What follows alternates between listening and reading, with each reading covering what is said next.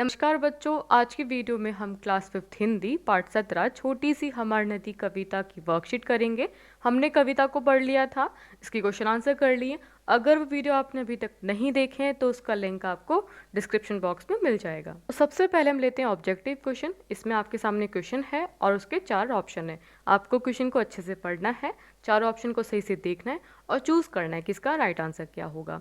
तो हमारा पहला प्रश्न है, प्रश्नों के सही विकल्प पर सही का निशान लगाइए। तो पहला हमसे प्रश्न पूछ रहा है, नदी के किनारे और पाट कैसे हैं।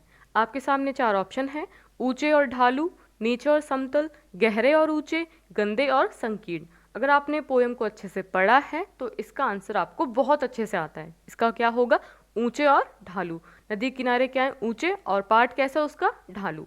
अगला क्वेश्चन है, उजले जैसे घाम का भावार्थ क्या है। तो बच्चों, जब हमने पोयम पढ़ी थी तो मैंने बताया था घाम का मतलब होता है धूप। तो उजले जैसे घाम का भावार्थ क्या होगा इसमें। पहला ऑप्शन क्या आपके सामने, बादलों वाली धूप, धूप का न होना, खुली धूप का होना, इनमें से कोई नहीं। राइट आंसर क्या होगा इसमें, खुली धूप का होना। अब यहाँ पे जो खुली धूप है बच्चों, इसका मतलब ये हुआ कि आसमान जो है बहुत साफ है, कोई बादल नहीं है और एकदम धूप जो है वो चमकती हुई है। अगला प्रश्न पूछ रहा है हमसे, वर्षा से नदी का जल कैसा हो जाता है। तो आपके सामने क्या ऑप्शन है, स्वच्छ, अशुद्ध, गंदला या फिर अपवित्र। तो इसका आंसर क्या होगा, गंदला हो जाता है। जो बारिश होती है, जो लकड़ी, जो कंकड़ पत्थर टूट टूट के सब कुछ आते हैं नदी में बह जाते हैं, तो इस वजह से नदी का पानी कैसा हो जाता है, गंदला हो जाता है।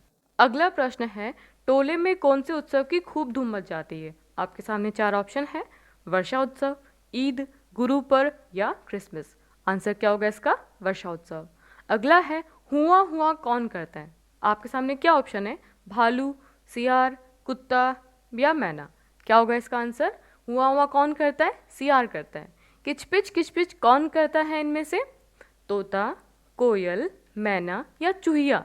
कौन करता है किचपिच क्या था पोयम में, मैना करती है। तो इसका राइट आंसर क्या होगा, मैना।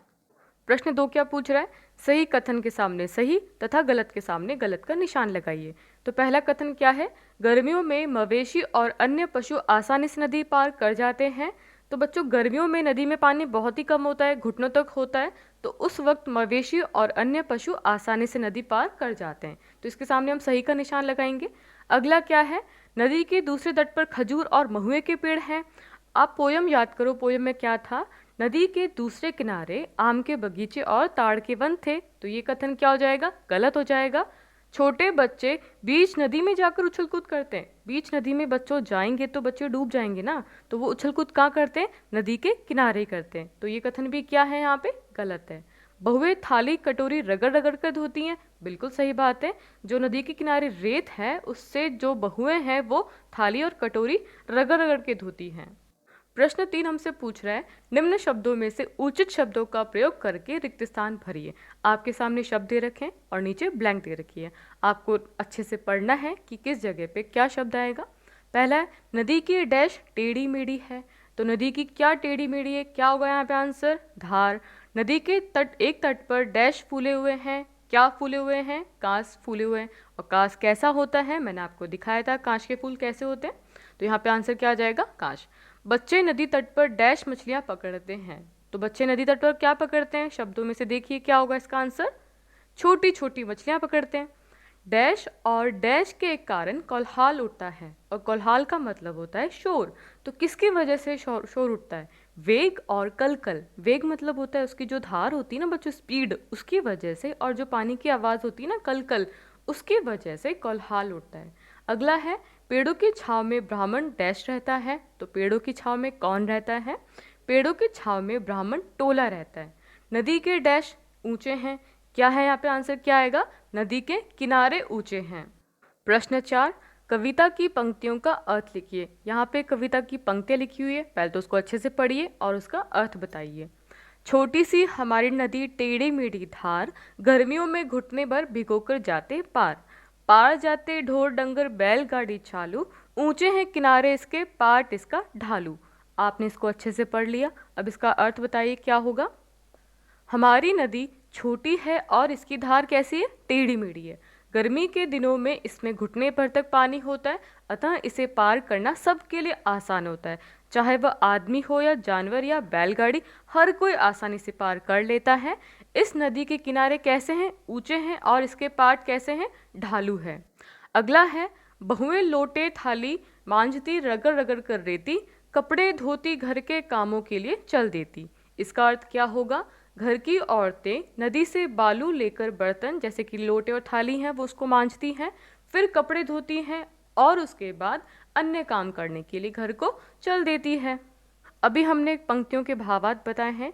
अगला हमसे प्रश्न पूछ रहा है, काव्यांश को पढ़कर प्रश्नों के उत्तर लिखिए। तो सबसे पहले तो आप देख लो कि प्रश्न क्या आपसे पूछ रहे हैं। आषाढ़ बरसता का अर्थ स्पष्ट करो। आषाढ़ में नदी की धार कैसे हो जाती है? नदी में कौलाहल क्यों मचने लगता है? और इस पंक्तियों की रचना किसने की है? तो सबसे पहले हम अपना काव्यांश पढ़ते हैं।